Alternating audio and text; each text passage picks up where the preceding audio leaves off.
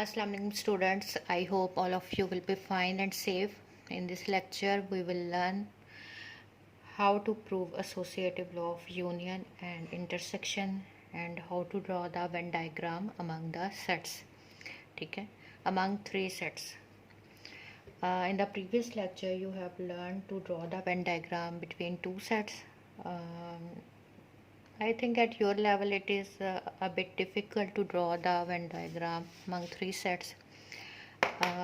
If you attend the lecture with full concentration, then you will be able to draw it yourself. Okay, so that's why full concentration is needed. ठीक है, तो let's start without wasting time. अच्छा, सबसे पहले associative law के लिए आपने previous class में भी एसोसिएटिव लॉ पढ़ा हुआ है. सेट्स की properties, commutative law, associative law, distributive law. तो यहाँ पे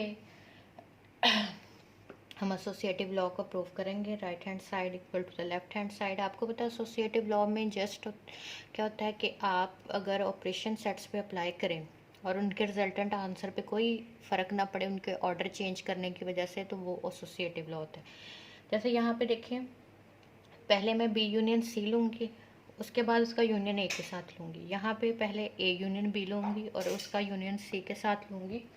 तो दोनों केसेस में answer would be the same. ठीक है, पता नहीं क्या होता. अच्छा, चले अब हम स्टार्ट करते हैं और हम प्रूव करेंगे और एंड पे मैं इनकी वेन डायग्राम जो है ड्रॉ करूँगी. ठीक है, तो लेफ्ट हैंड साइड है कि A union B union C. ठीक है, और अब हम सब पहले मैं बी यूनियन सी ले, क्योंकि समटाइम स्टूडेंट्स गेट कन्फ्यूज्ड. ठीक है, that's why I am solving it in 2 steps. ठीक है, तो पहले बी यूनियन सी ले लेते हैं. बी यूनियन सी, तो बी सेट आपका क्या है? 2 4 6 8 9 10. और उसका यूनियन हम ले लेंगे सी सेट के साथ 2 3 5 7 11 30. ठीक हो गया. तो यहाँ पे आपका बी यूनियन सी का क्या आंसर बनेगा? बी यूनियन सी का आपका आंसर बनेगा 2 3. To combine all the elements. In case of union you combine all the elements of 2 sets in 1 set. ठीक है, विदाउट रेपिटेशन. अगर कोई एलिमेंट 2 टाइम्स रिपीट हो रहा है तो मैं उसे पुट करूँगी जस्ट 1 टाइम. ठीक है, और 3 टाइम्स भी है तो उसे भी 1 टाइम ही पुट करेंगे. 2 3 4 6 5 भी है. ठीक है, 5 को अब यहाँ लिख लेते हैं. 5 6 7 8 9 10 11 30. ठीक हो गया. उसके बाद जो है हमारा नेक्स्ट है कि हमने A union B union C लेना. तो इसका आंसर ए के साथ अब यूनियन लेंगे. ए आपका क्या है? 1 3 5 7 9 10. इसका हम यूनियन लेंगे बी यूनियन सी के साथ. तो वो सेट आपका क्या है? 2 3 4 5 6 7 8 9 10 11 30. ठीक है, ये आपका A union B union C का आंसर है. अब जो है हम इसका फाइनल आंसर देखेंगे. तो आप देख रहे हैं कि इसके फाइनल आंसर में 1 2 3 4 5 6 7 8 9 10 11 13 आएंगे. यानी 1 से ऑनवर्ड 2 3 1 से ऑनवर्ड कहाँ तक एलिमेंट आएंगे? 10 तक, और उसके बाद 11 और 13 आएंगे. ठीक है, 1 से लेकर 11 और 13 में एंड पे पुट कर देती हूँ. ठीक है, इसको मैंने सो ऑन कर दिया. बच्चों यहाँ पे साइड बाय साइड करना इसलिए ज़रूरी है कि ताकि यहाँ पे इसकी वेन डायग्राम बने तो आपको वो नज़र आए. ठीक है ना. अब दूसरी साइड को इसी तरह प्रूव करते हैं. यहाँ स्पेस मेरे से वैसे कम छोड़ी गई थी, लेकिन ये इतना कोई मसला नहीं है, ठीक है। तो यहाँ पे हम A union B right hand side को करते हैं, ठीक है, राइट हैंड साइड। तो यहाँ पे अगर यही यूज़ कर लेते हैं, ठीक है। ए यूनियन बी, सबसे पहले मैं ए यूनियन बी का आंसर लूँगी। ए यूनियन बी 1 3 5 7 9 10, और इसका यूनियन हम लेंगे 2 4 6 8 9 10। तो ए यूनियन बी का आंसर आपके पास क्या आ जाएगा? 1 2 3 4 5 6 7 8 9 10, ठीक है। अब हम इसका ए यूनियन बी का दोबारा से यूनियन लेंगे सी के साथ। तो A union B union C, तो ए यूनियन बी क्या है? 1 2 3 4 5 सो ऑन टू 10, और इसका यूनियन लेंगे सी के साथ। तो वो क्या हो जाएगा? 2 3 5 7 11 30, ठीक है। तो अब आपका आंसर क्या बनेगा? A union B union C का आंसर कंबाइन करना है ऑल एलिमेंट्स को। 1 2 2 टाइम्स है तो 1 टाइम, 3 2 टाइम्स है 1 टाइम, 4 5 6 इसमें आ रहा था, 7 8 9 10 तक एलिमेंट्स इसमें आ रहे थे ए यूनियन बी में, ठीक है। मैंने उन्हें सो ऑन किया था, तो अब आप सारे एलिमेंट्स लिख लें। उसके बाद 11 और उसके बाद 12 नहीं है, 13। अब आप देखें दोनों केसेस में आपके यहाँ पे 1 2 3 और सो ऑन 10 तक एलिमेंट्स थे, ठीक है, और उसके बाद 11 और 13 था, और इस केस में भी उसी तरह से एलिमेंट्स आ गए, ठीक है। तो इट मीन्स कि right hand side equal to the left hand side, ठीक है। ये बात जो है, ये वाली बात आपकी प्रूव हो गई है कि ए यूनियन बी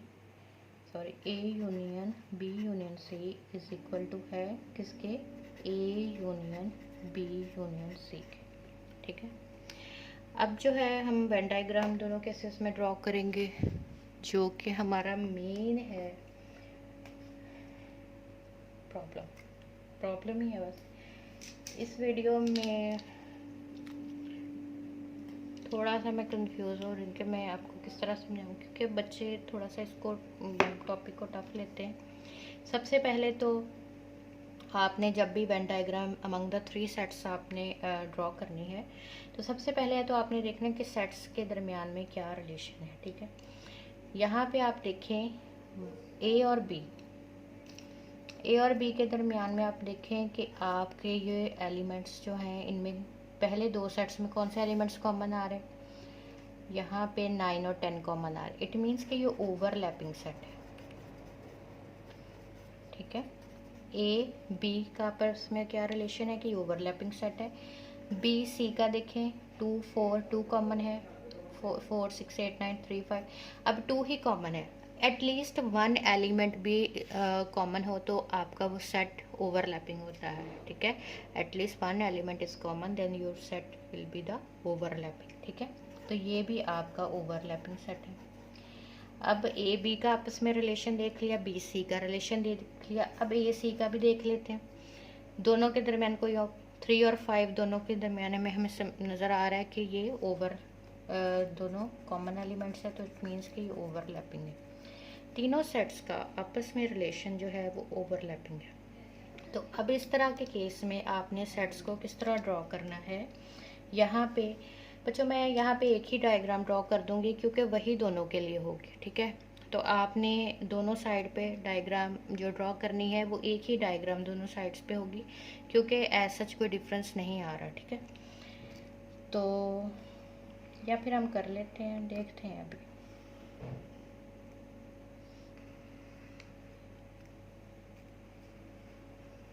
ये आपका यू सेट है, ठीक है, यूनिवर्सल सेट है ये आपका। अब इसके बाद जो है वो मैं सेट ड्रॉ करूँगी, सेट ए। ये सेट को रेड से ड्रॉ कर लेते हैं। और बी सेट को हम ड्रॉ कर लेते हैं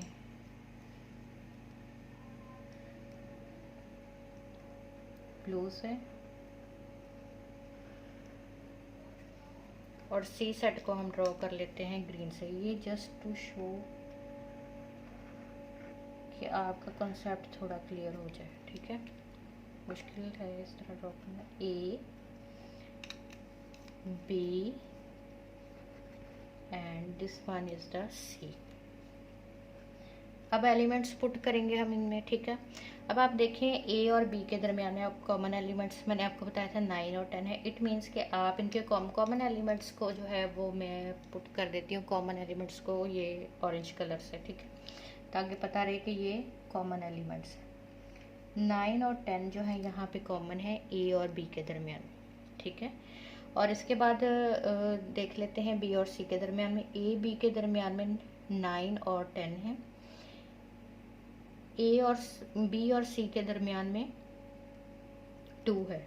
ये बी है, ये सी है, इनके दरमियान में 2 है, ठीक है। ये देखें, ये एरिया जो है ये कॉमन है बी और सी के। ये ब्लू और ग्रीन लाइन ओवरलैप कर, ठीक है। अब यहाँ पे ये देखिए ग्रीन जो है बाहर है बाउंड्री, और ये यहाँ पे ब्लू और रेड जो है ओवरलैप कर रही है, ठीक है। इसके बाद हम देखेंगे ए बी के दरमियान 9 10 थे, वो मैंने यहाँ इनमें ड्रॉ किए। बी सी के दरमियान में 2 था, ठीक है। अब ए सी के दरमियान में देखते हैं कौन सा एलिमेंट कॉमन है। तो ए और सी के दरमियान में, ए सी के दरमियान में 3 और 5। इट मीन्स कि यहाँ पे ये तो ब्लू 3 और 5 यहाँ पे ये आपके कॉमन एलिमेंट्स हैं बिटवीन ए एंड सी। अब आपने देखा तीनों सेट्स आपस में ओवरलैपिंग हैं, ठीक है। अब हम क्या करेंगे कि अब हम बाकी के एलिमेंट्स पुट करते हैं। अब मैं बाकी के एलिमेंट्स उसी कलर से पुट करूँगी जिससे मैंने सेट को ड्रॉ किया था। अब 3 और 5 को तो मैंने ड्रॉ कर लिया है, और 9 10 भी ड्रॉ हो गया है। तो अब बाकी कौन सा सेट, 3 और 1 7, तो 1 7 यहाँ पे होंगे। अब बी के एलिमेंट्स बाकी पुट करूँगी। बी के एलिमेंट्स क्या है बच्चों, ये मैं थोड़ा इसको ज़्यादा एलैबोरेट करके बता रही हूँ तो थोड़ा सा आपको लग रहा होगा, अदरवाइज़ ये जब आपका कॉन्सेप्ट क्लियर होगा तो कोई मुश्किल बात नहीं है, ठीक है। तो अब हम बी के एलिमेंट्स लिखेंगे। 2 भी लिख लिया है हमने, ठीक है। 9 और 10 भी लिख लिया है। 4 6 8 4 6 8 मैंने नहीं लिखा था, वो मैंने लिख लिया है, ठीक है। अब इसके बाद सी का 2 लिखा हुआ है, जबकि उसके बाकी के एलिमेंट्स 3 5 भी लिखे हुए हैं, 7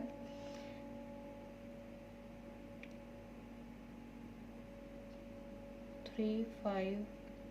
बच्चों इसमें 3 5 7 भी था, तो यहाँ पे इसको हम 7 को यहाँ पे लिखेंगे भी, ये रह गया, ठीक है।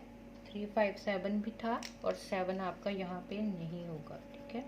तो अब हम यहाँ पे कौन सा एलिमेंट पुट करेंगे, 11 और 13, 11 एंड 13, ठीक है। 11 और 13 को मैंने पुट कर दी। एक्चुअली यहाँ पे क्योंकि कलर्स मैं 2-3 यूज़ कर रही हूँ तो इसलिए देखिए, अब जो इनके दरमियान में कॉमन एलिमेंट्स हैं उन्हें मैंने ऑरेंज कलर से पुट किया है, बाकी ए सेट को ड्रॉ किया है रेड से, बी को ब्लू से, सी को ग्रीन से ड्रॉ कर दिया, और जो एलिमेंट्स वो शेयर कर रहे हैं वो मैंने यहाँ पे ड्रॉ कर दिए हैं। अब आपने रीजन ड्रॉ करना शेड करना होता है जो कि इन तीनों के दरमियान में, जो कि आपके जहाँ पे एलिमेंट्स अवेलेबल होते हैं। अब आप देखिए आंसर क्या है, 1 2 3 4 5 6 7 8 9 10 11 13 ऑल एलिमेंट्स जो हैं आपके यूनियन में कंबाइन हो रहे हैं। तो मैं क्या करूँगी, सारे एरिया को शेड करूँगी। तो शेड करने के लिए अब मैं ऑरेंज कलर ही यूज़ करती हूँ, ठीक है, कि आपके आंसर में all elements are included, therefore the area of the 3 sets would be shaded, ठीक है। तो यहाँ पे ये आप इस तरह इसको कलर करें, ठीक है।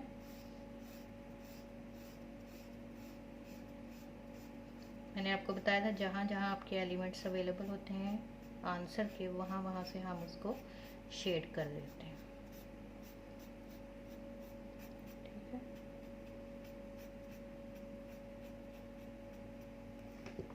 ठीक हो गया।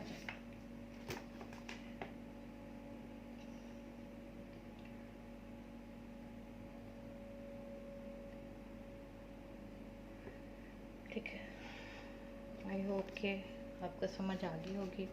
ठीक है, अच्छा ये तो आपका था ओवरलैपिंग सेट्स। और उस केस में जब हम यूनियन कॉपरेशन, यहाँ पे मैंने 7 पुट कर दिया था, लेकिन 7 के इनके दरमियान में 3 5 7 जो है वो दो ए और सी के दरमियान में कॉमन है, तो इसलिए मैंने ए और सी के दरमियान में इनको पुट किया। ठीक है, यहाँ पे था आपके कॉमन एलिमेंट्स थे ए और बी के दरमियान में 9 10, यहाँ पे थे 3 5 7 और यहाँ पे था 2।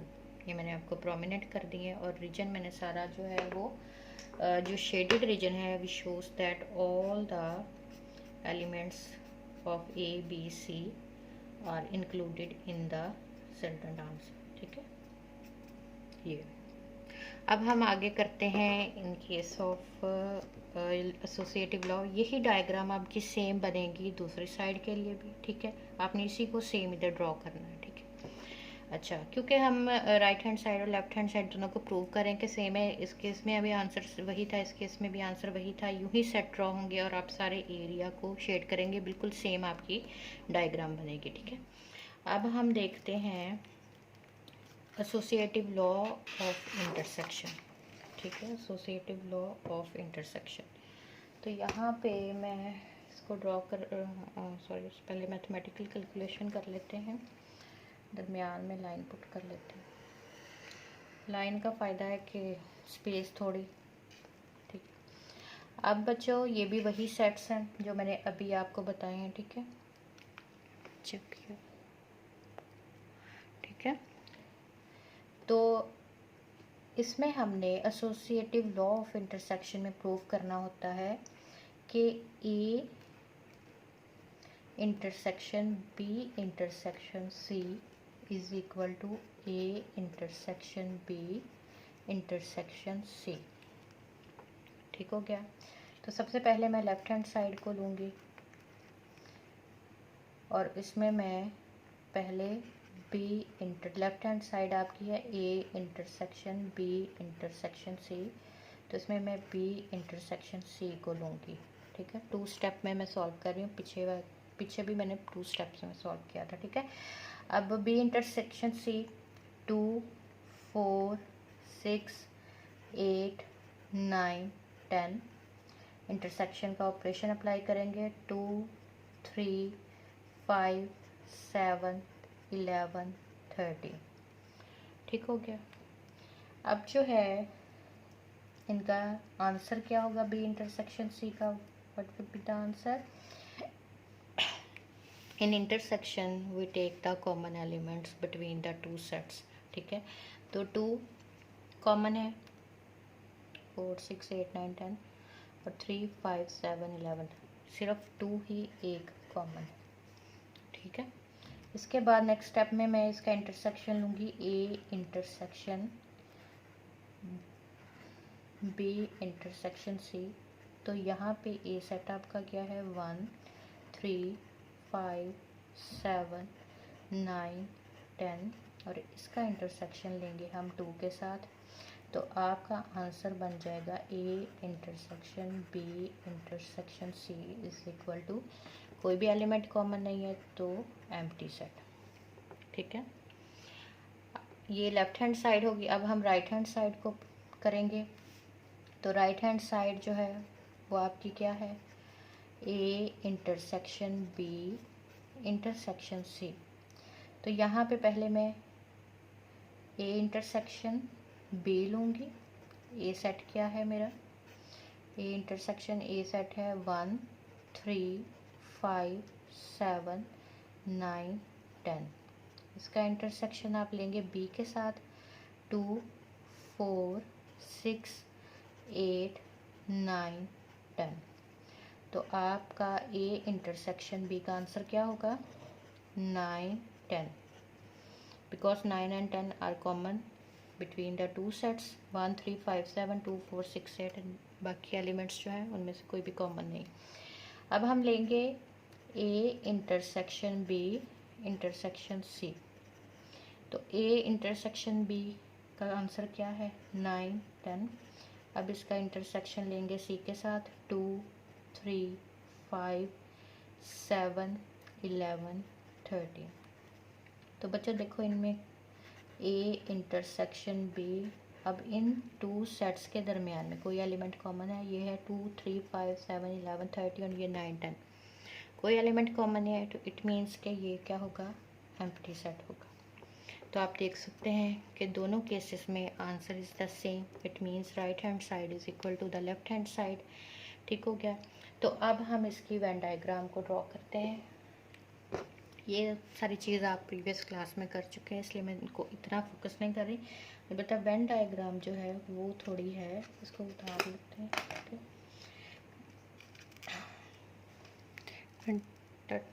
नज़र आ, ठीक है। अब यहाँ पे वेन डायग्राम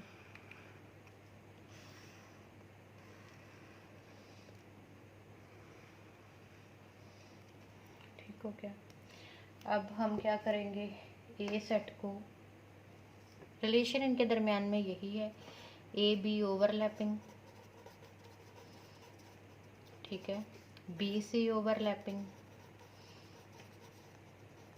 9, 10 इनकी वजह से these two elements are common between A and B, इसलिए ये ओवरलैपिंग है। बी एंड सी में 2 is common, that's why it is overlapping. And A C में 3, 5, 7 are the common elements, that's why these sets are overlapping। ठीक है। अब हम क्या करेंगे, अब हम इनको ड्रॉ करेंगे। ड्रॉ करने का मेथड मैंने आपको बताया है, मेथड आपका सेम ही होगा दोनों केसेस में। ठीक है, ये आपका ए सेट हो गया और ये आपका ग्रीन के साथ, मेरा ख्याल में ब्लू के साथ बी बना लेते हैं। तो ये आपका हो गया ब्लू के साथ बी सेट, और सी के साथ मैं बना रही हूँ आपका सी सेट। ठीक है। अब आप देखें ए और बी में कौन से एलिमेंट्स, कौन से 9 और 10, 9 एंड 10 इसको मैं पुट करूँगी। यहाँ पे मैंने आपको बताया था 9 और 10 कॉमन है। ए और बी के दरमियान में, बी और सी के दरमियान में कौन से कॉमन है, 2 कॉमन है यहाँ पे। ठीक है, बी और सी में 2 के अलावा और कोई एलिमेंट कॉमन नहीं है। और यहाँ पे 3, 5, 7, 3 ए और सी के दरमियान में 3, 5, 7 आर कॉमन। ठीक है। अब मैंने ये कॉमन एलिमेंट्स लिख लिए हैं। अब जो है बाकी के एलिमेंट्स लिख लेते हैं। 9, 10, 3, 5, 7, only 1 is remaining, I will put it here.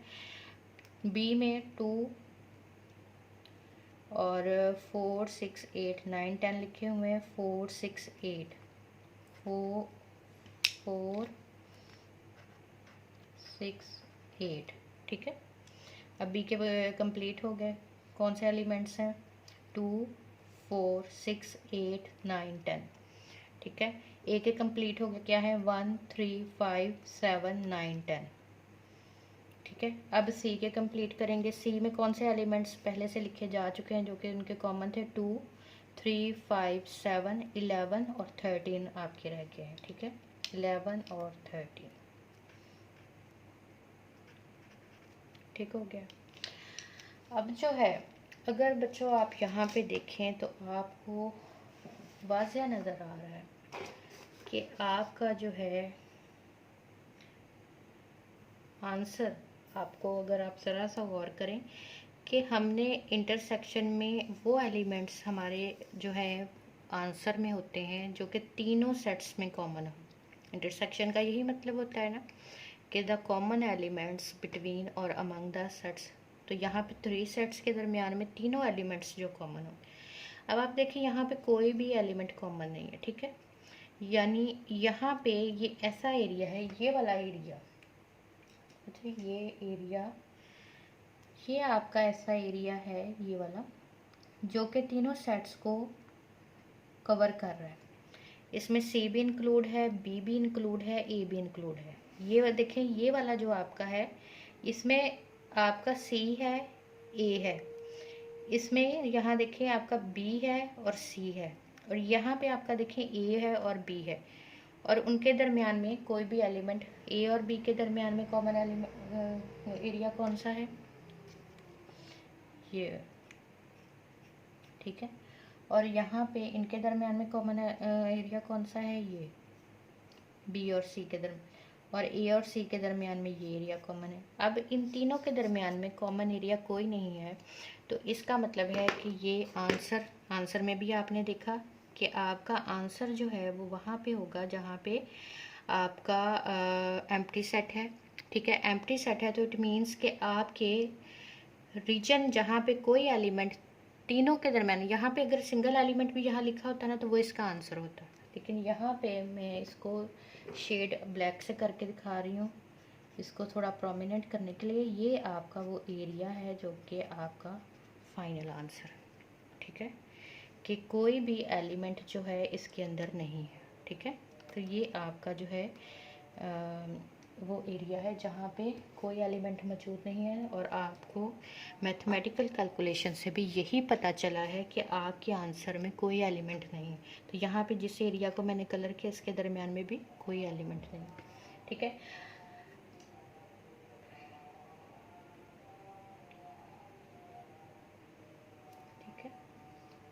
इसी तरह से अगर मैं दूसरी साइड की डायग्राम ड्रॉ करना चाहूँ तो वो बिल्कुल सेम इसी तरह से ड्रॉ होगी, ठीक है। तो ये आपने खुद ड्रॉ करनी है, ठीक है, और उसको चेक भी करना है। और मेरा ख्याल है कि अब कोई भी जो है वो आपको कन्फ्यूजन नहीं होनी चाहिए। स्टे ब्लेस्ड, अल्लाह हाफिज़।